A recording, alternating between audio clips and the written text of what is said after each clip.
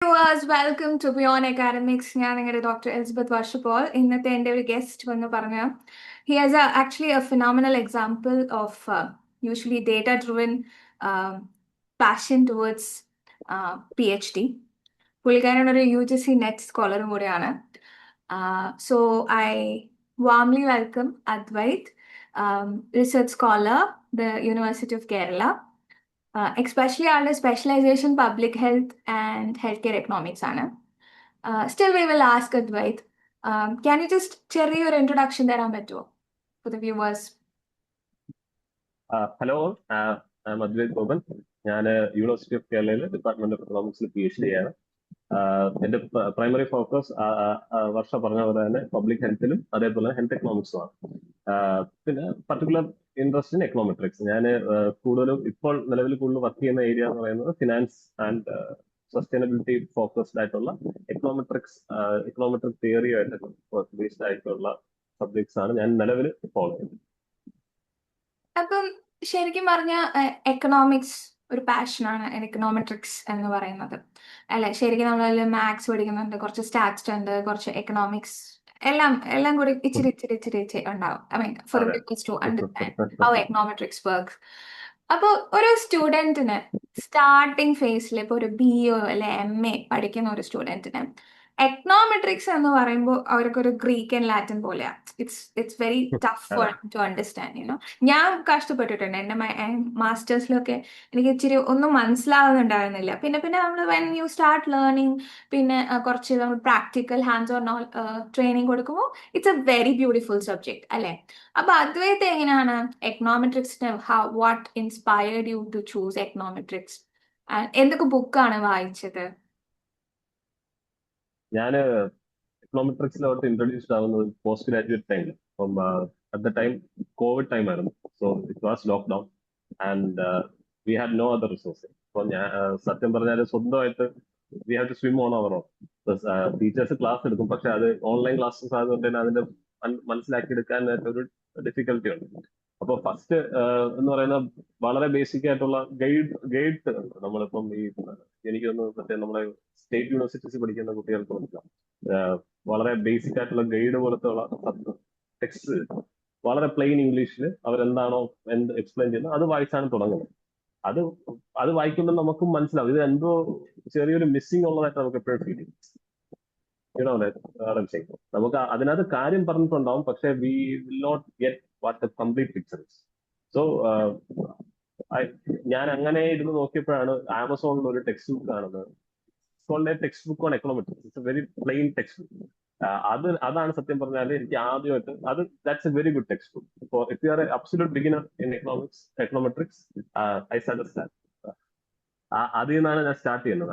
അത് വായിച്ച് അതിനകത്ത് കുറെ മാത്തമാറ്റിക്കൽ ഡെറിവേഷൻസ് ആണ്, സ്റ്റെപ്സും മറ്റു കാര്യങ്ങളും കൊടുത്തിട്ടുണ്ടാണ്. അത് സ്വന്തമായിട്ട് പഠിക്കുകയും അതിൽ നിന്ന് സ്റ്റാർട്ട് ചെയ്തു. പിന്നീട് ഓഫ് കോഴ്സ് ഗുജറാത്തി പിന്നീട് വായിച്ചു. ഗുജറാത്തി വായിക്കുമ്പോൾ അത് ഇതേ ഒരു പ്രശ്നമുണ്ട്. നമുക്കൊരു വായിക്കുമ്പോൾ ഒരു കംപ്ലീറ്റ്നെസ് ഫീൽ ചെയ്യുന്നത്. അങ്ങനെ ആണ് സ്റ്റുഡന്റ് മണ്ട് എന്ന് പറയുന്ന ടെക്സ്റ്റിലോട്ട് സ്വിച്ച് ചെയ്യുന്നത്. പിന്നെ പതുക്കെ നമ്മൾ ബാൽതാഗി എന്ന ടെക്സ്റ്റ് വായിച്ചു. പിന്നെ വൂൾഡ്രിച്ചിന്റെ ടെക്സ്റ്റ് വായിച്ചു. അതൊരു ഗ്രാജുവൽ ഫേസ് ആണ്. അത് ഫസ്റ്റ് സ്റ്റാർട്ടിങ്ങിൽ അത് വായിച്ചാൽ മനസ്സിലാവും തോന്നുന്നില്ല. But if you are in A gradual process, I think first you should read something very basic. പിന്നെ മാത്രമേ ബാൽതാഗി പിന്നെ അല്ലെങ്കിൽ വൂൾഡ്രിച്ച് അങ്ങനത്തെ ടെക്സ്റ്റ് ആ ഒരു ഹയറാർക്കി ഉണ്ട്, അതങ്ങനെ വായിച്ചു പോകുന്നത്. മെട്രിക്സിനെ പറ്റി പറഞ്ഞു, ഞാൻ ചോദിക്കാൻ മറന്നു. What is your doctoral research on? My doctoral research is on the topic of primary healthcare in Kerala, which is for primary healthcare in Kerala. അത് പ്രത്യേക കാരണമുണ്ട്. It has gone through a major shift of the past 10 years. അപ്പൊ 2017 ആർദ്ര mission എന്ന് പറയുന്ന mission വരികയും അതിന്റെ ഭാഗമായിട്ട് entire public health infrastructure has improved. അപ്പോൾ കുറെ സ്റ്റാഫ് വന്നു, കുറെ സർവീസസ് വന്നു. Especially during 2020 during Covid times ഭയങ്കരമായിട്ട് ആ പബ്ലിക് ഹെൽത്ത് കെയറിൽ വന്ന മാറ്റമാണ് കേരളത്തിന്റെ ഒരു ട്രാൻസ്ഫോർമേഷനെ വലിയ രീതിയിൽ സഹായിച്ചത്. സോ എന്റെ റിസർച്ച് ക്വസ്റ്റ്യൻ എന്ന് പറയുന്നത് is that Ardra mission effective for the people? ആൾക്കാർ കൂടുതൽ യൂസ് ചെയ്യുന്നുണ്ടോ, അല്ലെങ്കിൽ ആർദ്ര മിഷന്റെ ഫോക്കസ് കറക്റ്റ് ആണോ എന്നുള്ള ഒരു ക്വസ്റ്റ്യൻ ഉണ്ട്. അതിൽ ക്രിട്ടിക്സ്, അതിന്റെ പോളിസി ലെവലിൽ തന്നെ ക്രിട്ടിക്സ് പറഞ്ഞ ഒരുപാട് ക്രിറ്റിസിസംസ് ഉണ്ട്. അപ്പം ആ ക്രിറ്റിസിസം വാലിഡ് ആണോ അല്ലയോ എന്നുള്ളത് ആണ് എന്റെ സത്യം പറഞ്ഞാൽ എന്റെ സിംപ്ലി പറഞ്ഞു കഴിഞ്ഞാൽ എന്റെ റിസർച്ച് പ്രോബ്ലം. അപ്പം I use both primary and secondary data for that, and again use econometrics as my weapon to understand whether either it's effective or So for the viewers to understand, ഈ primary data എന്ന് not. വെച്ചാൽ secondary data എന്ന് വെച്ചാൽ എന്താണ് ഒന്ന് പറഞ്ഞു കൊടുക്കോ വ്യൂവേഴ്സിന് വേണ്ടിയിട്ട്? യെസ്, പ്രൈമറി ഡേറ്റ എന്ന് പറയുന്നത് നമുക്കൊരു ഫണ്ടമെന്റൽ ഡെഫിനേഷൻ ഉണ്ട്. ഇറ്റ് ഈസ് ദ ഫസ്റ്റ് ഞാനായിട്ട് ക്രിയേറ്റ് ചെയ്ത ഒരു ക്വസ്റ്റനറിൽ നിന്ന് ഡേറ്റ കളക്ട് ചെയ്യുന്നു ഫ്രം ദി പീപ്പിൾ. അതെനിക്കൊരു ടാർഗറ്റ് പോപ്പുലേഷൻ ഉണ്ടാവും.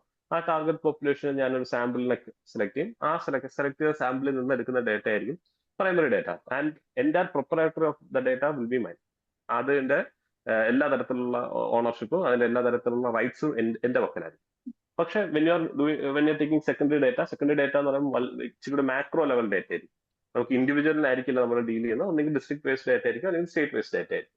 ആ ഡേറ്റ വെച്ചിട്ട് നമുക്ക് എന്ത് ചെയ്യാം, ഇതേപോലെ ഒരു മാക്രോ ലെവലിൽ എങ്ങനെയാണ് ഇപ്പൊ എന്റെ ഒരു പർട്ടിക്കുലർ റിസർച്ച് പ്രോബ്ലം വെച്ച് പറയുകയാണെങ്കിൽ എനിക്ക് ആർദ്രം മിഷൻ എഫക്റ്റീവ് ആണോ അല്ലേ എന്നറിയാം. I cannot use individual data support that. I have to use the macro data at least from ഒരു പഞ്ചായത്ത് ലെവലിലുള്ള ഡേറ്റയോ അല്ലെങ്കിൽ ഒരു ഡിസ്ട്രിക്ട് ലെവലിലുള്ള ഡേറ്റ ഉണ്ടെങ്കിൽ മാത്രമേ എനിക്ക് അത് എന്ത് ചെയ്യാൻ പറ്റൂ, അത് വാലിഡേറ്റ് ചെയ്യാനായിട്ട് പറ്റും. അപ്പം അപ്പൊ നമ്മുടെ റിസർച്ച് പ്രോബ്ലം എന്താണോ അതനുസരിച്ച് മാറും. ഇപ്പൊ എനിക്കറിയേണ്ടത് ഈസ് പീപ്പിൾ ഹാപ്പി, ആ people enjoying the benefits of Aardram എന്ന് ചോദിച്ചാൽ ഞാൻ പ്രൈമറി ഡേറ്റ യൂസ്. അല്ല, I want to know whether Aardram is effective എന്ന് ഒരു ബ്രോഡർ ആയിട്ടുള്ള ക്വസ്റ്റൻ ആണെങ്കിൽ secondary data is the best option. Okay, ഇപ്പൊ എക്കണോമെട്രിക്സിനെ പറ്റി പറഞ്ഞു, ഹെൽത്ത് എക്കണോമിക്സിനെ പറ്റി പറഞ്ഞു, സ്പെഷ്യലൈസേഷനെ പറ്റി പറഞ്ഞു. I want to ask you something. Why is Kerala's economic model, especially during COVID, അത് കഴിഞ്ഞിട്ടും it's grabbed a lot of attention? തോന്നുന്നില്ലേ? Why? Why do you, as a researcher, എന്താണ് what insights, what do you feel? Okay, ഇത് എന്തുകൊണ്ടാണ് എല്ലാവരും we are all talking about it? The whole world looks upon the Kerala's economic model, especially after COVID. അപ്പൊ അതെന്തായിരിക്കും reasons? As a researcher, എന്താ? അത് Yeah. again അത് ഈ പറയുന്ന പോലെ Kerala is very unique in its both in its geography as well as in economy. അത് ഇപ്പൊ നമ്മൾ നോക്കിക്കഴിഞ്ഞാൽ കേരളത്തില് വലിയ തരത്തിലുള്ള മാനുഫാക്ചറിങ് സപ്പോർട്ടുള്ള ഒരു സ്റ്റേറ്റ് അല്ല. again it has improved over the past years, but again അതൊരു നമ്മളിപ്പോ തമിഴ്നാടിനെ വെച്ച് കമ്പയർ ചെയ്യുമ്പോഴോ അല്ലെങ്കിൽ കർണാടകം വെച്ച് കമ്പയർ ചെയ്യുമ്പോഴോ ഇൻഡസ്ട്രി ഡ്രിവൺ എക്കോണമി അല്ല, കൺസംഷൻ ഡ്രിവൺ എക്കോണമിയാണ്, കൺസ്യൂമർ സ്റ്റേറ്റ് ആണ്.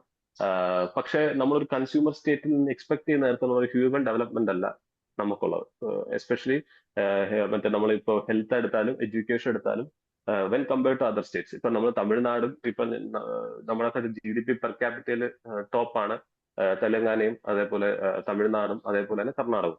ഈ 3 സ്റ്റേറ്റ്സിനെക്കാളും ബെറ്റർ ആയിട്ടുള്ള ഒരു പബ്ലിക് ഹെൽത്ത് ഇൻഫ്രാസ്ട്രക്ചറും നമുക്കുണ്ട്, പബ്ലിക് എഡ്യൂക്കേഷൻ ഇൻഫ്രാസ്ട്രക്ചറും ഉണ്ട്. ആളുകൾ ഇച്ചിരി കൂടി ഹൈപ്പർ അവെയർ ആണെന്ന് വേണമെങ്കിൽ പറയാം.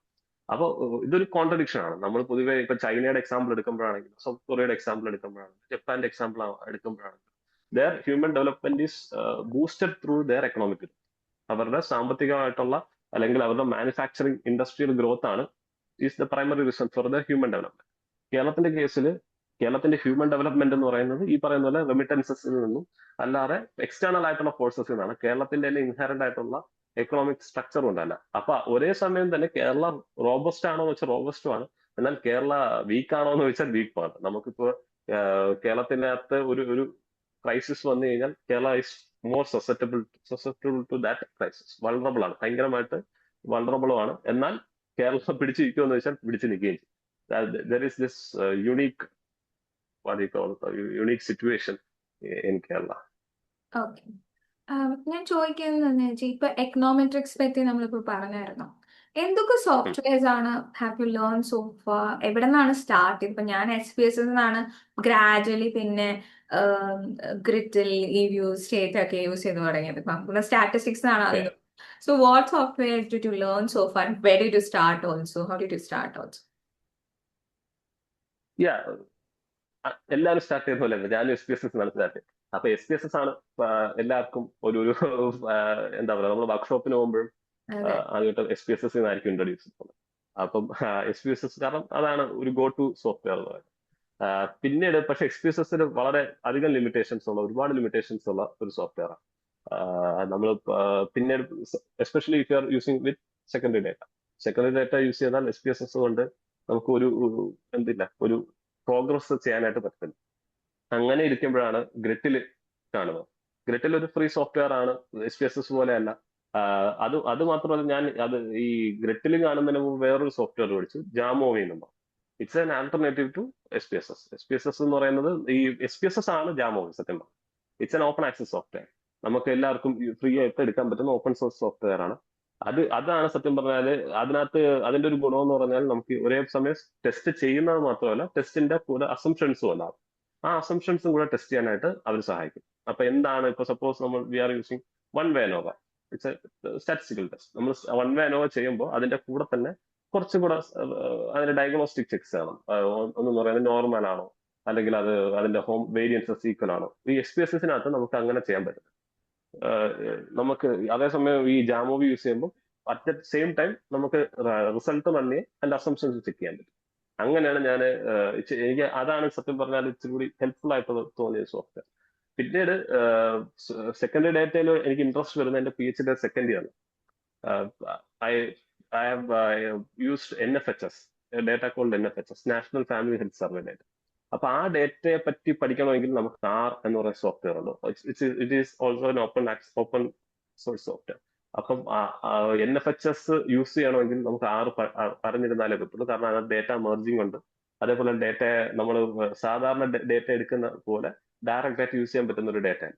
അപ്പൊ അതിനു വേണ്ടിയാണ് R പഠിക്കുന്നത്.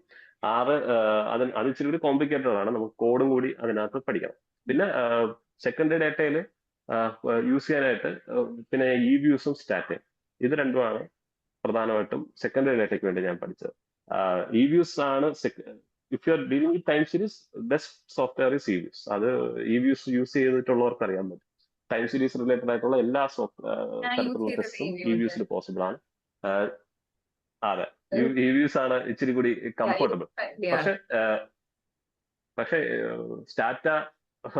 സ്റ്റാറ്റ ഒന്നും കൂടി നമുക്ക് കംഫർട്ടബിൾ ആയി കഴിഞ്ഞാൽ Stata is far better, especially when you are dealing with panel data. Stata is far more superior. ഞാനിപ്പോ റാങ്ക് ചെയ്യാൻ പറഞ്ഞു കഴിഞ്ഞാൽ R ഫസ്റ്റ് വയ്ക്കും, രണ്ടാമത് സ്റ്റാറ്റ വയ്ക്കും, പിന്നീട് ബാക്കിയുള്ള ജാമോവി, EViews അങ്ങനെ. So R is something that you should learn. R പഠിച്ചു കഴിഞ്ഞാൽ നമുക്ക് ഇപ്പൊ പ്രൈമറി സെക്കൻഡറി അങ്ങനെ മാത്രമല്ല, നമുക്ക് if you are dealing with any sort of data, ഇപ്പൊ PLFS ഉണ്ട്, NFHS ഉണ്ട്, NSS ഉണ്ട്, അങ്ങനെ hundreds of thousands of data. ആ ഡേറ്റ എല്ലാം നമുക്ക് ഈ പറയുന്ന R വെച്ചെടുക്കാൻ പറ്റും. അത് സ്റ്റാറ്റയിലും പറ്റത്തില്ല, EViews-ലും പറ്റത്തില്ല. ഇപ്പൊ Advait, just now you mentioned time series panel data. Again, ഞാൻ ഒരു വ്യൂവേഴ്സിന്റെ പോയിന്റ് ഓഫ് വ്യൂ ഒന്ന് ചോദിക്കുകയാണ്. What is panel data and what is time series data? Can you explain? Okay, time series എന്ന് പറയുന്നത് നമുക്ക് ഒരു എൻറ്റിറ്റിയെ കാണുള്ളൂ. എൻറ്റിറ്റി മീൻസ് ഇപ്പൊ സപ്പോസ് ഞാൻ ഇന്ത്യയുടെ ഫോക്കസ് ആണ് സ്റ്റഡി നടത്തുന്നത്. അപ്പൊ ഇന്ത്യയുടെ സ്റ്റേറ്റ്സ് ഒന്നും കാണത്തില്ല, ഇന്ത്യയുടെ അഗ്രിഗേറ്റഡ് മാക്രോ ഡേറ്റ മാത്രം വെച്ചിട്ട് ഇപ്പൊ ഇന്ത്യയുടെ ഇൻഫ്ലേഷൻ റേറ്റ്, ഇന്ത്യയുടെ GDP ഗ്രോത്ത് റേറ്റ്, ഇങ്ങനെ ഇന്ത്യയുടെ പലതരത്തിലുള്ള വേരിയബിൾസ് വെച്ച് ഓവർ ടൈം പീരീഡ്, ഞാനിപ്പോ ഒരു 1990s തൊട്ട് 2026 വരെയുള്ള ഡേറ്റ എടുത്ത് ഒരു അനാലിസിസ് ചെയ്യുന്നു. That is simply primary time series data. അപ്പൊ ടൈം സീരീസ് ഡേറ്റയിൽ ഒരു എൻറ്റിറ്റിയെ കാണത്തുള്ളൂ, പക്ഷെ എന്ത് കാണും, മൾട്ടിപ്പിൾ ആയിട്ടുള്ള എന്ത് കാണാം, ടൈം പീരീഡ്സ്. പാനൽ ഡേറ്റ എന്ന് പറയുന്നത് ഇച്ചിരി കൂടി കോംപ്രിഹെൻസീവ് ആയിട്ടുള്ള, ഇപ്പൊ എനിക്ക് ഇന്ത്യ വച്ച് മാത്രം പഠിക്കുമ്പോൾ ഓബ്വിയസ്ലി എന്റെ സ്റ്റഡിയുടെ സ്കോപ്പ് എന്ന് പറയുന്നത് ഇന്ത്യൻ ബേസ്ഡ് ആണ്. നമുക്ക് എപ്പോഴും നമ്മളൊരു തിയറി ഡെവലപ്മെന്റ് ആണ് നമ്മുടെ ലക്ഷ്യമെങ്കിൽ, നമുക്ക് ഇച്ചിരി കൂടി തിയററ്റിക്കലി ആണ് നമ്മൾ പറയാനായിട്ട് ഉദ്ദേശിക്കുന്നതെങ്കിൽ time series data is not enough. അപ്പൊ ആ ഒരു കോണ്ടെക്സ്റ്റിൽ നമുക്ക് ഏറ്റവും ബെറ്റർ എന്ന് പറയുന്നത് ഒരു എന്താ ഡേറ്റ, ഒരു പാനൽ ഡേറ്റയാണ്. പാനൽ ഡേറ്റയിൽ നമുക്ക് ഒരേ സമയം മൾട്ടിപ്പിൾ ടൈം പീരീഡ്സ് യൂസ് ചെയ്യാം, മൾട്ടിപ്പിൾ കൺട്രീസ് യൂസ് ചെയ്യാം. അപ്പൊ എനിക്ക് പറയാൻ പറ്റും ദിസ് പർട്ടിക്കുലർ ഫിനോമിന, ഇപ്പൊ ചിലപ്പോൾ ഇൻഫ്ലേഷൻ കൂടുമ്പോൾ നമ്മൾ പൊതുവെ പറയുന്ന മണി സപ്ലൈ കൂടുന്നതുകൊണ്ടാണ് ഇൻഫ്ലേഷൻ കൂടുന്നതെന്നാണ്. ഇപ്പൊ എനിക്ക് ഒരു പർട്ടിക്കുലർ ഒരു ഫൈൻഡിങ് കിട്ടി, മണി സപ്ലൈ കുറഞ്ഞപ്പോൾ ഇൻഫ്ലേഷൻ കൂടിയെന്ന് കിട്ടി. അതൊരു ഭയങ്കര കോൺട്രഡിക്ടറി ആയിട്ടുള്ള ഭയങ്കര ഇൻട്രസ്റ്റിംഗ് ആയിട്ടുള്ള ഫൈൻഡിങ്. അത് ഇന്ത്യയിൽ മാത്രം കാണുന്നതല്ല, എല്ലായിടത്തും കാണുന്നതാണെന്ന് പറഞ്ഞു കഴിഞ്ഞാൽ it will be much more attractive, right? അതൊരു ഇച്ചിരി കൂടി ക്യാപ്റ്റിവേറ്റിംഗ് ആയിട്ടുള്ള ഫൈൻഡിങ് ആണ്. ഇന്ത്യയിൽ മാത്രം ഉണ്ടെന്ന് പറയുമ്പോൾ അതെന്തെങ്കിലും ഇന്ത്യൻ സ്പെസിഫിക് ആയിട്ടുള്ള കോണ്ടെക്സ്റ്റിൽ മാത്രം വർക്ക് ചെയ്യുന്ന എന്തെങ്കിലും ഫിനോമിനയാണ്. ഇപ്പൊ പാനൽ ഡേറ്റ എന്ന് പറയുമ്പോൾ അല്പം കൂടി കോംപ്രിഹെൻസീവ് ആയിട്ടുള്ള, ഇപ്പൊ നമുക്കൊരു തിയറി ഡെവലപ്മെന്റ് ആണ് നിങ്ങളുടെ ലക്ഷ്യമെങ്കിൽ it's better to use panel data over time series. Panel data is more like a combination of both cross section and time series. Multiple time പീരീഡ്സും കാണും, മൾട്ടിപ്പിൾ കൺട്രീസ്, മൾട്ടിപ്പിൾ എൻറ്റിറ്റീസും കാണും. Okay. Since you mentioned panel data, time series data ഒക്കെ പറഞ്ഞല്ലോ. ഞാൻ ചോദിക്കാൻ വരുന്നത് ഈ ഇപ്പോൾ ഇയാളുടെ അതായത് സെക്കൻഡ് എന്ത് ഡേറ്റ് ആണ് ഇപ്പോൾ കറണ്ട് ആയിട്ട് ചെയ്യുന്നത്? ലൈക്ക് യുവർ റിസർച്ച് സ്റ്റഡിയിൽ യു സെഡ് പ്രൈമറി സെക്കൻഡറി പറഞ്ഞായിരുന്നു. ആ അപ്പൊ അതിൽ എങ്ങനെയാണ് പേപ്പേഴ്സ് ഒക്കെ ഇങ്ങനെ ഏത് ഡേറ്റ് ആണ് യൂസ് ചെയ്തിരിക്കുന്നത് മാക്സിമം? എന്റെ തീസിസിൽ ഞാൻ യൂസ് ചെയ്യുന്നത് panel data. Okay. Panel data because കേരളത്തിൽ 14 ഡിസ്ട്രിക്ട്സ് ഉണ്ട്. ഡേറ്റ കൂടുതൽ അവൈലബിൾ ആയിട്ടുള്ള ഡിസ്ട്രിക്ട് ബേസ് ആണ്. ഇച്ചിരി ഗ്രാനുലർ ആയിട്ടുള്ള ഡേറ്റയാണ്, പക്ഷെ ടൈം പീരീഡ്സ് വളരെ കുറവാണ്. അപ്പൊ എനിക്ക് കേരള മൊത്തത്തിൽ എടുക്കായിരുന്നു, ബട്ട് 12-14 വർഷത്തെ ഡേറ്റ മാത്രമേ ഓപ്പൺലി അവൈലബിൾ ആയിട്ടുള്ളൂ. അപ്പൊ ഈ 12 വർഷത്തെ ഡേറ്റ വെച്ച് ടൈം സീരീസ് ചെയ്യാൻ വളരെ ബുദ്ധിമുട്ടാണ്. അപ്പം so it's better to use district level data. District level data എടുക്കുമ്പോൾ നമുക്ക് 14 ടൈം പീരീഡ് എന്ന് പറയുന്ന അത്യാവശ്യം നല്ല ഒരു എമൗണ്ട് ഓഫ് ഇൻഫർമേഷൻ നമുക്ക് കിട്ടും. ഇപ്പോൾ ഓവർ 14 ഡിസ്ട്രിക്ട്സ് ഓവർ 14 ഇയേഴ്സ്, അപ്പോൾ ഒരു അത്യാവശ്യം നമുക്കൊരു 196 ഡേറ്റ പോയിന്റ്സ് കിട്ടും. ആ 196 ഡേറ്റ പോയിന്റ്സ് എന്ന് പറയുന്നത് നമുക്കൊരു നല്ലൊരു പാനൽ ഡേറ്റ അനാലിസിസ് ചെയ്യാനായിട്ട് യൂസ്ഫുൾ ആണ്. അപ്പൊ അതാണ് പാനൽ ഡേറ്റ എടുക്കാനായിട്ടുള്ള പ്രധാനപ്പെട്ട ഒരു മോട്ടിവേഷൻ. പിന്നെ അത് മാത്രമല്ല, നമുക്ക് ഡിസ്ട്രിക്ട് ലെവൽ ആയതുകൊണ്ട് തന്നെ എവിടെയാണ് ആരാണ് അണ്ടർ പെർഫോം ചെയ്യുന്നതെന്നും ആരാണ് ഓവർ പെർഫോം ചെയ്യുന്നതെന്നൊക്കെ കൃത്യമായിട്ട് അറിയാനും ഹെൽപ്ഫുൾ ആയിരിക്കും. ഇച്ചിരി കൂടി ഗ്രാനുലർ ആയിട്ടുള്ള ഇൻഫർമേഷൻ ആയിരിക്കും കിട്ടുന്നത്. ഓക്കെ. ഇപ്പൊ ഇത്ര നേരം you were just explaining about your research journey. Okay. How uh did you actually ഈ PhD പ്രോഗ്രാമിൽ എങ്ങനെയാണ്, how did you get in? എന്താണ് ഈ ക്വാളിഫിക്കേഷൻസ്, നെസസറി ക്വാളിഫിക്കേഷൻസ്? പിന്നെ സ്റ്റൈഫണ്ട് ഉണ്ടോ? ഇതൊക്കെ എല്ലാവർക്കും വരുന്ന ചോദ്യങ്ങളാണ്, especially from viewers. Uh to get a better understanding അതിനെ പറ്റി ഒന്ന് പറഞ്ഞുതരുമോ? ഞാൻ 2022 PhD ജോയിൻ ചെയ്യുന്നത്. I qualified my PG in 2021. അപ്പൊ ഏതാണ്ട് 6 മാസം ഗ്യാപ്പിനുള്ളിൽ തന്നെ ഞാൻ PhD ജോയിൻ ചെയ്യാറ്. അത് എല്ലാം വളരെ പെട്ടെന്നാണ്. 2020 ഞാൻ നെറ്റ് ക്വാളിഫൈ ചെയ്യുന്നത്. അപ്പൊ third sem of my post graduation. അപ്പൊ അത് കഴിഞ്ഞിട്ട് JRF കിട്ടിയില്ല. അപ്പൊ JRFന് വേണ്ടി പ്രിപ്പയർ ചെയ്തുകൊണ്ടിരിക്കുകയായിരുന്നു. അപ്പം തന്നെ എനിക്ക് ഞാനുമായിട്ട് നല്ല ഒരു ബന്ധമുള്ള, എനിക്ക് ഇഷ്ടപ്പെട്ട ഒരു സാറുണ്ട്. അപ്പൊ പുള്ളിക്ക് ഗൈഡ്ഷിപ്പ് കിട്ടുന്നതൊക്കെ ഒരുമിച്ചായിരുന്നു. അപ്പൊ ഞാൻ അദ്ദേഹത്തിന്റെ കീഴിൽ നെറ്റ് കിട്ടിയപ്പോൾ തന്നെ ഞങ്ങൾ പോസ്റ്റ് ഗ്രാജുവേഷൻ കഴിഞ്ഞ ഉടൻ തന്നെ കയറാം എന്നുള്ള ഒരു പ്ലാനിങ്ങിലായിരുന്നു. അങ്ങനെ അത് കഴിഞ്ഞിട്ട് JRFന് വേണ്ടി പഠിക്കാനും കൂടി തുടങ്ങി. ഇപ്പൊ JRFന് പഠിച്ച് ആ 2021 സെക്ഷനിൽ എനിക്ക് JRF കിട്ടി. അപ്പൊ JRF കിട്ടിയപ്പോ പിന്നെ എനിക്ക് കയറുന്നതിന് വലിയ ബുദ്ധിമുട്ടില്ല. കാരണം JRF ഉണ്ടെങ്കിൽ യൂണിവേഴ്സിറ്റി ഓഫ് കേരള പോലത്തെ സ്റ്റേറ്റ് യൂണിവേഴ്സിറ്റീസ് നമുക്ക് ഡോക്ടറൽ കമ്മിറ്റി ഇരിക്കേണ്ട ആവശ്യമില്ല. നമുക്കൊരു ടോപ്പിക് ഡിസ്കഷൻ മാത്രമേ കാണത്തുള്ളൂ. ബാക്കിയുള്ള ഇന്റർവ്യൂ സെലക്ഷൻ മറ്റു പ്രോസസ് എല്ലാം JRF അവർക്ക് except. We can directly join. അപ്പം അങ്ങനെ ഞാൻ ഒരു ജൂൺ ആയപ്പോൾ തന്നെ ജോയിൻ ചെയ്തു. ജൂൺ 2022 ആയപ്പോൾ ജോയിൻ ചെയ്തു. ജോയിൻ ചെയ്ത സമയത്ത് എനിക്ക് 31,000 സ്റ്റൈഫൻഡ് കിട്ടും വിത്ത് HR. അത് കഴിഞ്ഞിട്ട് പിന്നെ കൂട്ടി 37,000 ആയി വിത്ത് HR. ഇപ്പോ സെക്കൻഡ് ഇയർ ആയപ്പോ ഒരു SRF അപ്ഗ്രേഡേഷൻ ഇന്റർവ്യൂ ഉണ്ടായിരുന്നു. അത് ക്വാളിഫൈ ചെയ്തപ്പോ ഇപ്പൊ ഏതാണ്ട് 42,000 ഉണ്ട് സ്റ്റൈഫൻഡ് വിത്ത് 4,000 HR. ഓക്കെ. പിന്നെ ഇപ്പൊ സ്റ്റൈഫൻഡിനെ പറ്റി പറഞ്ഞു. ഇതിൽ എന്തെങ്കിലും പ്രിവിലേജസ് ഉണ്ടോ? ലൈക്ക് ചില institutes like they sponsor for കോൺഫറൻസിന്, വർക്ക്ഷോപ്പിന്. അപ്പൊ ഈ പെർട്ടിക്കുലർ സ്കോളർഷിപ്പിന് അങ്ങനെ വലിയ പ്രിവിലേജസ് ഉണ്ടോ? പ്രിവിലേജസ് ഇല്ല. സത്യം പറഞ്ഞാല് JRF ഉള്ള ആൾക്കാർക്ക് പ്രിവിലേജസ് കിട്ടാറില്ല. കാരണം whatever cost that we incur അതൊക്കെ നമുക്ക് റീഫണ്ട് ആവും. ഇപ്പോ നമ്മൾ വർക്ക്ഷോപ്പിന് പോകുമ്പോൾ we have to pay the full amount. Suppose workshop is 5,000 rupees for scholars. അപ്പൊ ഈ 5,000 rupees ഉള്ളവർ യൂണിവേഴ്സിറ്റി സ്റ്റൈഫൻഡ് ഉള്ളവർക്കോ അല്ലെങ്കിൽ നോ സ്റ്റൈഫൻഡ് ഉള്ളവർക്കോ ചിലപ്പോൾ എക്സംഷൻ കിട്ടും. 3,000 2,000 കൊടുത്താൽ മതി പറയും. കാരണം they will not get the refund. ഞങ്ങളെ സംബന്ധിച്ചെന്ന് പറയുമ്പോൾ ഞങ്ങൾക്ക് ഇത് കണ്ടിജൻസി ഫണ്ടിൽ കൂടെ തിരിച്ചു കിട്ടുന്നതുകൊണ്ട് we will not get that concession. പക്ഷെ പക്ഷെ കണ്ടിട്ട് എന്നിരുന്നാൽ പോലും കണ്ടോ? യാ, കണ്ടിട്ട്. കണ്ടിജൻസി ഫണ്ട് ഉണ്ട്. അപ്പം അത് അതൊരു ബെനിഫിറ്റ് ആണ്. പക്ഷെ ആ ഒരു ബെനിഫിറ്റ് കിട്ടുന്നതുകൊണ്ട് ഞങ്ങൾക്ക് ബാക്കിയുള്ളിടത്തൊന്നും എന്ത് കിട്ടത്തില്ല, ആ ഒരു എക്സംഷൻ കിട്ടത്തില്ല.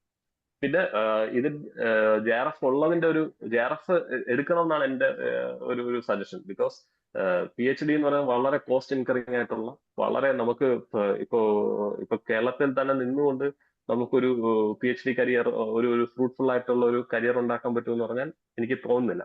നമുക്ക് ഇന്ത്യ വിട്ടു പോകാൻ അവസരം കിട്ടിയ ഇന്ത്യ വിട്ട് തന്നെ പോയി അങ്ങനത്തെ ഒരു എക്സ്പോഷർ ക്രിയേറ്റ് ചെയ്യുക എന്നുള്ളതാണ് വളരെ ഇമ്പോർട്ടൻറ്റ്. നെറ്റ്വർക്ക് ബിൽഡിംഗ് ആണ് ഇതിന്റെ ഒരു കോർ ആയിട്ടുള്ള ആസ്പെക്ട് എന്ന് പറയുന്നത്.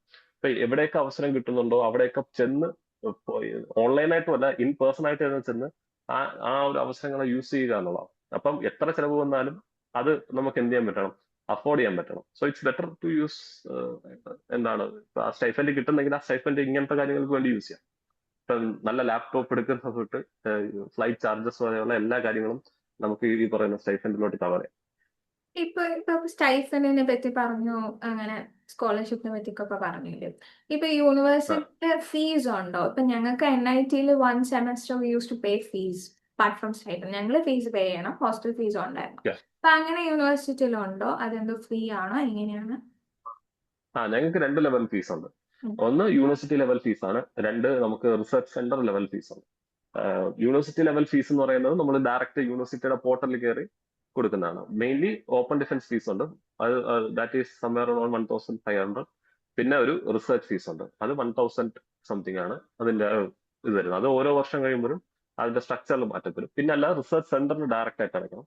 ഇപ്പോ എല്ലാ ആൾക്കാരും ഈ റിസർച്ചിന്റെ യൂണിവേഴ്സിറ്റിയുടെ സെന്ററിൽ തന്നെ ആയിരിക്കില്ല റിസർച്ച് ചെയ്യുന്നത്. They will be doing somewhere in A subsidiaries. ആ സബ്സിഡറിക്ക് നമുക്കൊരു ഫീസ് കൊടുക്കണം. അതൊരു സംവെയർ അറൌണ്ട് 3000 റുപ്പീസ് എല്ലാ ഇയർലി ആയിട്ടാണ് പേ ചെയ്യേണ്ടത്. അങ്ങനെ ഇയർലി പേയ്മെന്റ്. പക്ഷെ ഇതും നമുക്ക് ഈ പറയുന്ന പോലെ കണ്ടിജൻസി ഫണ്ടിൽ ക്ലെയിം ചെയ്ത് തിരിച്ചെടുക്കാം. Okay, thank you. അപ്പൊ എത്ര നേരം സ്പോക്ക് അബൌട്ട് അക്കാഡമിക് ജേർണിനെ പറ്റി പറഞ്ഞു. ഇപ്പൊ ഞാൻ ചോദിക്കട്ടെ, ഇപ്പൊ നമ്മള് പേപ്പർ പബ്ലിക്കേഷൻ ഇപ്പൊ ഓരോ യൂണിവേഴ്സിറ്റിയിലും ഇപ്പൊ മാൻഡേറ്ററി ആക്കിയിട്ടുണ്ടല്ലോ. ലൈക് സ്കോപ്പസ് വേണം, CA വേണം, ABDC വേണം. അപ്പൊ NIT ഇപ്പൊ ഞങ്ങളുടെ HSS ഡിപ്പാർട്ട്മെന്റിൽ സ്കോപ്പസ് SCA ആണ്, ഡോംസ് ഡിപ്പാർട്ട്മെന്റിൽ ABDC ആയിരുന്നു. അങ്ങനെ ഓരോ യൂണിവേഴ്സിറ്റിയിലും ഓരോ പോലെ. അപ്പോൾ യൂണിവേഴ്സിറ്റി ഓഫ് കേരളയിൽ എങ്ങനെയായിരുന്നു? ആൻഡ് എങ്ങനെയാണ് മാൻഡേറ്ററി ആണോ? ഫസ്റ്റ് ക്വസ്റ്റ്യൻ ഞാൻ അതാണ് ചോദിക്കുന്നത്. Is it mandatory to publish? Mandatory ആണ്. ഒരു പബ്ലിക്കേഷൻ മാൻഡേറ്ററി ആയിട്ട് വേണം. അത് it is better to publish in UGC listed journal. അതാണ് ഇവിടെ പറയുന്നത്. ഇപ്പൊ അല്ലാതെ അല്ലാതെ എന്തെങ്കിലും ആണെങ്കിൽ അത് പിയർ റിവ്യൂഡ് ആണ് എന്ന് കാണിക്കുന്ന എന്തെങ്കിലും ഒരു എവിഡൻസ് കൂടെ വയ്ക്കാം. ഇപ്പൊ ഏറ്റവും most preferred UGC list of Scopus index, അല്ലെങ്കിൽ ഏതെങ്കിലും ഒരു പിയർ റിവ്യൂഡ്. അത് പ്രിഡേറ്ററി ആവാൻ പാടില്ല. പ്രിഡേറ്ററി ആയാൽ അത് റിജക്ട് ചെയ്യും. പ്രിഡേറ്ററി അല്ലാത്ത ഇപ്പൊ ഫോമേർലി UGC ലിസ്റ്റ് ആയിട്ടുള്ള ജേർണൽസ് വരും. അപ്പൊ അതിലൊക്കെ പബ്ലിഷ് ചെയ്താൽ അവർ അക്സെപ്റ്റ് ചെയ്യും. അല്ലാത്ത പക്ഷം you have to produce evidence that this journal is a very good journal. അപ്പൊ അങ്ങനെയാണെങ്കിൽ അക്സെപ്റ്റ് ചെയ്യും. പക്ഷെ ഏറ്റവും സേഫ് എന്ന് പറയുന്നത് ഏതെങ്കിലും കോസ്റ്റ് എഫക്റ്റീവ് ആയിട്ട് നല്ല പിയർ നല്ല ഒരു സ്കോപ്പസിലോ അല്ലെങ്കിൽ വെബ് ഓഫ് സയൻസിലോ പബ്ലിഷ് ചെയ്യണം. ഓക്കെ, ഇപ്പൊ പേപ്പറിനെ പറ്റി നമുക്ക് പറഞ്ഞില്ലേ, പേപ്പേഴ്സിനെ പറ്റിയിട്ട് അതെ. ഏത് പേപ്പറാണ് that you spend a lot of time, അയ്യോ ഇത്രയും ചാലഞ്ചിങ് ആയിട്ടുള്ളത് എന്ന് തോന്നിയിരിക്കുന്നത് ഏത് പേപ്പർ ആയിരിക്കും? അത് ഞാൻ കഴിഞ്ഞ കൊല്ലം ഒരു NSSO ബേസ് ചെയ്ത ഒരു പേപ്പർ ചെയ്ത അത് സേജിലാ പബ്ലിഷ് ആയി വന്നു, ജേർണൽ ഓഫ് പബ്ലിക് ഹെൽത്ത് റിസർച്ചിൽ. അത് ആയുർവേദ ട്രഡീഷണൽ മെഡിസിൻ യൂസേഴ്സിന്റെ ക്യാരക്ടറിസ്റ്റിക്സ് പഠിക്കുന്ന ഒരു ആർട്ടിക്കിൾ ആയിരുന്നു. അത് ഓൾമോസ്റ്റ് 3 to 5 months എടുത്തു എഴുതി തീർക്കാനായിട്ട്. അത് കാരണം ഒരുപാട് NSSO ഇസ് വെരി കോംപ്ലിക്കേറ്റഡ്. അത് ചെയ്ത് ഡേറ്റ എടുക്കുന്നതും മെർജ് ചെയ്യുന്നതും കാര്യം എഴുതുന്നതും ഒക്കെ വളരെ ബുദ്ധിമുട്ടാണ്.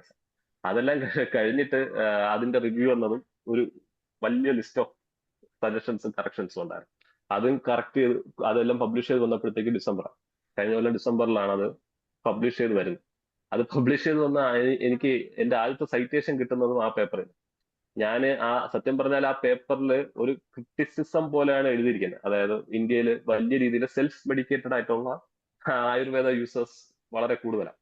So it is better to regulate that. അത് കാരണം അങ്ങനെ നമ്മൾ ഓവറായിട്ട് യൂസ് ചെയ്ത് കഴിഞ്ഞാൽ ലിവർ സംബന്ധിച്ച് വളരെയധികം ഡിസീസസ് വരാം. So it is better not to self medicate എന്നുള്ള തരത്തിലുണ്ട്. അതിന്റെ സൈറ്റേഷൻ വന്നത് ഈ പറയുന്ന അദ്വൈത് ഗോപൻ ഈ പറയുന്ന ആയുർവേദ പ്രാക്ടീസസിനെ എൻഡോഴ്സ് ചെയ്യുന്നു, വലിയ രീതിയിൽ ഇത് വളരെ സക്സസ്ഫുൾ ആണെന്നാണ് അദ്ദേഹം പറയുന്നതെന്നൊക്കെ പറഞ്ഞ് സൈറ്റേഷൻ കിട്ടി. പക്ഷെ ആ പേപ്പർ വായിച്ചപ്പോ ഞാൻ പറയുന്ന ഒരു കാര്യം വിട്ട് അത് കോൺട്രാസ്റ്റ്. ബന്ധമല്ല, കോൺട്രാസ്റ്റിംഗ് ആയിട്ടുള്ള ഒരു സൈറ്റേഷൻ ആണ്. എന്നിട്ട് എന്റെ സ്റ്റഡി സൈറ്റ് ചെയ്തിട്ടുണ്ട്, അതൊരു സന്തോഷം. പക്ഷെ എന്നിരുന്നാൽ പോലും again, ഐ അണ്ടർസ്റ്റാൻഡ്. അപ്പൊ ഞാൻ ജസ്റ്റ് രണ്ടൊരു കുസൃതി ചോദ്യം കൂടി ചോദിക്കാം കേട്ടോ. ആ ആം, ഈ ഇപ്പൊ ഹാർഡസ്റ്റ് പാർട്ട് ഇപ്പൊ പറഞ്ഞല്ലോ, ഏറ്റവും ബുദ്ധിമുട്ടായിരുന്നു ഈ റിവ്യൂവർ കമന്റ്സ്. ഓഹ്, അത് കുറച്ച് അതെ അതൊരു കൺസ്ട്രക്റ്റീവ് ക്രിറ്റിസിസം ആണെങ്കിൽ നമുക്ക് പിന്നെയും ഹാൻഡിൽ ചെയ്യാൻ പിന്നെയും ബെറ്റർ ആണ്. പക്ഷെ ക്രിറ്റിസിസം ചെയ്യുമ്പോൾ ചങ്കൊന്ന് പൊട്ടും, അത് കഴിഞ്ഞ് തിരിച്ചു പോയി അവിടെ അതെ അതെ because you put lot hard work. അപ്പൊ അങ്ങനെയുള്ളപ്പോ എന്താണ് ശരിക്കും ചെയ്യേണ്ടത് ആസ് എ റിസർച്ച്? ആദ്യം ആദ്യം ഞാന് ഫസ്റ്റ് റിവ്യൂ കമന്റ്സ് കിട്ടുമ്പോൾ ആദ്യം വായിക്കില്ല. നമ്മളൊന്ന് പ്രോസസ് ചെയ്യും. റിജക്ഷൻ ആണോ അതോ മേജർ റിവിഷൻ ആണോ? മേജർ റിവിഷൻ ആണെങ്കിൽ നമുക്കൊരു സന്തോഷം, എഗെയിൻ റിജക്റ്റഡ് ആയില്ലല്ലോ എന്നുള്ള സന്തോഷം കാണും. ഓ, പക്ഷെ മേജർ കമന്റ്സ് ഞാൻ റിവിഷൻ ഡയറക്റ്റ് സന്തോഷോ? മേജർ മേജർ റിവിഷൻ കാരണം അല്ല കാരണം 95% ടൈം റിജക്ഷൻ ആണ്. നമ്മൾ ആ മെയിൽ കിട്ടുമ്പോൾ തന്നെ ചങ്കിടിക്കും, നമ്മൾ ഹാർട്ട് റേറ്റ് ഒക്കെ കൂടും, പ്രഷർ ഒക്കെ കൂടും. ബിക്കോസ് ഒരു എത്ര പ്രതീക്ഷയോടെ ഇരുന്ന് ചെയ്യുന്ന ആർട്ടിക്കിൾ ആണെങ്കിലും ഒരു പ്രോബബിലിറ്റിക്ക് നമ്മൾ വിട്ടുകൊടുക്കുകയാണെങ്കിൽ 95% ടൈം റിജക്ഷൻ. സോ 5% ആൾക്കാർക്ക് മാത്രമേ ഈ പറയുന്ന മേജർ റിവിഷൻ കിട്ടത്തുള്ളൂ. അപ്പൊ ഇപ്പം ഞാൻ പെട്ടെന്ന് നോക്കും, മെയിൽ എടുക്കും, ഡയറക്റ്റ് സ്ക്രോൾ ചെയ്യും, കമന്റ്സ് ഒന്നും വായിക്കത്തില്ല, ആ ലാസ്റ്റ് ഡിസിഷൻ വായിക്കും, മേജർ ഡിവിഷൻ. അപ്പൊ ഒരു സമാധാനം. പക്ഷെ അന്ന് തന്നെ ഞാൻ കമന്റ്സ് വായിക്കരുത്, കാരണം കമന്റ്സ് പ്രോസസ് ചെയ്യാനുള്ള ഒരു ഒരു മൈൻഡ് സെറ്റിലായിരിക്കത്തില്ലല്ലോ. അപ്പൊ പതുക്കെ ഇരുന്ന് എന്തായാലും 1 2 months ഒരു വിൻഡോ കിട്ടും കറക്ഷൻ വേണ്ടി. അപ്പൊ ഞാൻ സമാധാനമായിട്ടിരുന്ന് എന്തൊക്കെയാണ് കമന്റ് എന്ന് വായിച്ചിട്ട് ആ കമന്റിൽ ഇപ്പൊ നമുക്ക് എല്ലാ റിവിഷനും അക്സെപ്റ്റ് ചെയ്യേണ്ട ആവശ്യമില്ല. What all we can do അത് ഞാൻ ചെയ്യും. പറ്റാത്തതാണെങ്കിൽ ഇത് ഇങ്ങനെയാണ്, അല്ലെങ്കിൽ ഞാൻ ചെയ്തത് കറക്റ്റ് ആണെന്ന് എനിക്ക് നല്ല ഒരു കൺവിക്ഷൻ ഉണ്ടെങ്കിൽ ഞാൻ വിത്ത് സൈറ്റേഷനും മറ്റു കാര്യങ്ങളൊക്കെ കൊടുത്ത് അതിനെ റിബട്ടൽ ചെയ്യും. മിക്ക സമയവും ചെയ്ത് റിവ്യൂവർ പറയുന്ന ഡിസിഷനോടൊപ്പം തന്നെ നിൽക്കും. പലപ്പോഴും ഫോർമാറ്റിംഗ് ലെവലിലായിരിക്കും നമുക്ക് വരുന്ന കമന്റ്സ്. 95% കമന്റ്സും ഫോർമാറ്റിംഗ് ലെവലായിരിക്കും. മെത്തഡോളജിക്കലി വരുന്ന കമന്റ്സ് ഒക്കെ എന്ന് പറയുന്ന 1 2 കമന്റ്സ് മാത്രമേ കാണത്തുള്ളൂ. അപ്പൊ അതാണ് സത്യം പറയാൻ ഒരുപാട് ടൈം എടുക്കുന്നത്. കാരണം ഈ ഇദ്ദേഹം പറയുന്നത് ഈ മെത്തഡോളജി ശരിയല്ല. How can you disprove him that my methodology is better എന്നുള്ള ഒരു ചോദ്യം അവിടെ കാണാം. അപ്പൊ അതിന് നമുക്ക് ഇതിന്റെ ഇപ്പൊ ഞാൻ യൂസ് ചെയ്ത മെത്തഡോളജിയുടെ പേപ്പർ വായിക്കാം അങ്ങനത്തെ. എന്നിട്ട് ചിലപ്പോൾ ഇയാൾ പറയുന്നത് കറക്റ്റ് ആയിരിക്കും. അപ്പൊ അങ്ങനെയാണെങ്കിൽ എനിക്ക് എല്ലാ ഇതിന്റെ കറക്ഷൻസ് വരുത്തണം. അതാണ് ഒരു പ്രശ്നം. അല്ലാത്തതെല്ലാം നമുക്കൊരു കറക്ഷൻസ് 1 week 2 week കൊണ്ട് തീരും. Okay. So thank you. Wrap up ചെയ്യട്ടെ, ആ റൈറ്റ്. തീർക്കട്ടെ? വല്ലതും ആ പറയാനുണ്ടോ? നീ ഇല്ല ഇല്ല ഇല്ല. We discussed everything. ഓക്കെ, ഞാൻ ഓക്കെ. ഇൻക്ലൂഡ് ചെയ്യുന്നുണ്ട്. ഓക്കെ. സോ നമ്മളിപ്പോ വന്ന അദ്വൈത്തിന്റെ ഒരു ജേർണി പറഞ്ഞു, റിസർച്ചും തൊട്ട് അക്കാഡമിക്സ് തൊട്ട് ഡിറ്റർമിനേഷൻ, അതാണ് ഏറ്റവും ഇമ്പോർട്ടന്റ്. നമ്മളെല്ലാവരും ഒന്ന് ആ റിവ്യൂവറിന്റെ കമന്റ്സ് കാണുമ്പോൾ എനിക്ക് കേട്ടോ ഭയങ്കര വിഷമാണ്. അയ്യോ, ജീവിതത്തിൽ തന്നെ എന്താണ് ഇത്ര നമ്മൾ ഇൻവെസ്റ്റ് ചെയ്തിട്ട് ഒട്ടും കിട്ടിയില്ലല്ലോ എന്നുള്ളൊരു വിഷമമുണ്ട്. അപ്പൊ നിങ്ങൾക്ക് മനസ്സിലായില്ലേ, നമ്മൾ എപ്പോഴും grit and determination is always needed and perseverance ഞാൻ എപ്പോഴും പറയുന്നത്. അപ്പൊ നമ്മുടെ അദ്വൈത്തിന്റെ ഒരു ജേർണിയിൽ നിന്ന് നമുക്ക് മനസ്സിലായി. I hope this video was useful and productive, viewers. And how was it talking to our viewers about your whole journey? How did you feel? Yes. ഞാൻ സത്യം പറഞ്ഞാൽ എനിക്ക് ആദ്യമായിട്ടാണ് ഇങ്ങനത്തെ ഒരു അവസരം കിട്ടും. So I was also scare. എനിക്ക് എങ്ങനെയാണ് ഇതിന്റെ ഒരു പ്രൊസീജിയർ എന്നും നമുക്കൊരു ഫസ്റ്റ് ടൈം ബിഗിനേഴ്സ് ഒരു പ്രശ്നമുണ്ടല്ലോ. ആഹ് അപ്പം എന്നെ ഇതിന് ക്ഷണിച്ച എലിസബത്ത് വർഷ അപ്പോൾ വർഷയ്ക്കും അതേപോലെ തന്നെ വർഷയുടെ സംരംഭത്തിന് നല്ല സംഭവിക്കട്ടെ എന്ന് പറഞ്ഞു. Okay, thank ഒരു you. Thank you. So anyway, thank you so much. all the best for your future endeavors. We hope to see you soon with doctorate, and so I can call you as Dr. Advait. And